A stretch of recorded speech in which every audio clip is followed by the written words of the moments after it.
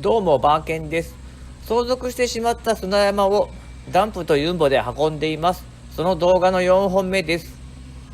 作業前はこういう状態でした。10回ほど運んだら少し減りました。前日に雨が降ったためカメラのレンズが曇っています。ユンボの運転は楽しいです。土砂を積んで移動します。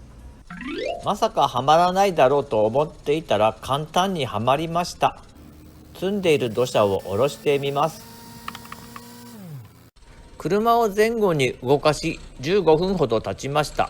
今回もいつも通り簡単に抜け出せると思ったのですが、今回は脱出できる気がしないです。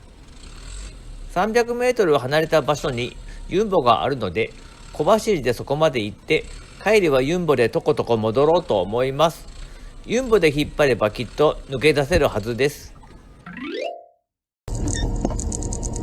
カメラを回していたわけではなく、偶然スイッチが入っていました。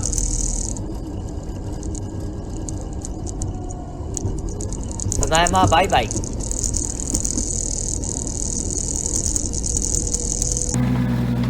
半分ぐらい来たかな。トラック見えてます。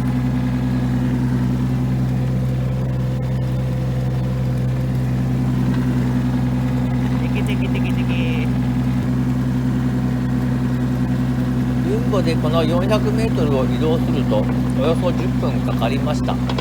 移動しながら情けない気分と、本当にダンプが脱出できるだろうか不安な気持ちでとことこユンボを運んできました。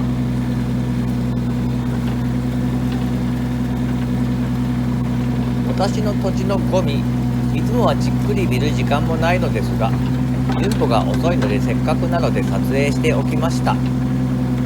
最初はこのゴミこんなにどうしようかと思っていましたが、今見てみると全然大したことないゴミだと思えるようになりました。来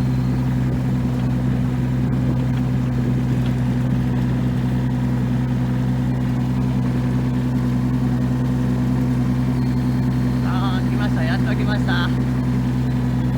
よかった。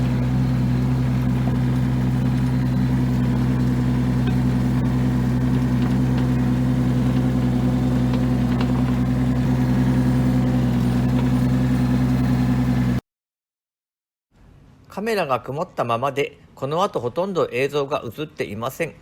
ここにあった土をどかして、それからユンボでダンプを押しました。ここで30分ほど頑張りましたが、それでも動きません。ということで、ユンボとダンプを借りている方に電話して応援をお願いしました。応援はできるだけ頼みたくなかったのですが、もがけばもがくほどダンプが沈んできて、だんだんやばい状況に感じました。そして映像はないのですが、ダンプの前方にフックがついていて、ユンボを前に持ってきて、ユンボでダンプを引っ張りながら、ダンプも同時にアクセルを踏み、あっさり脱出できました。この映像、お見せしたかったのですが、いつも肝心なところで映像がないのです。ダンプ脱出の瞬間というショート動画を出せば、いい数字が出るのではないでしょうか。ダンプの脱出が終わり、作業を再開します。ユンボのバケットに泥がへばりついているので、スコップで取っています。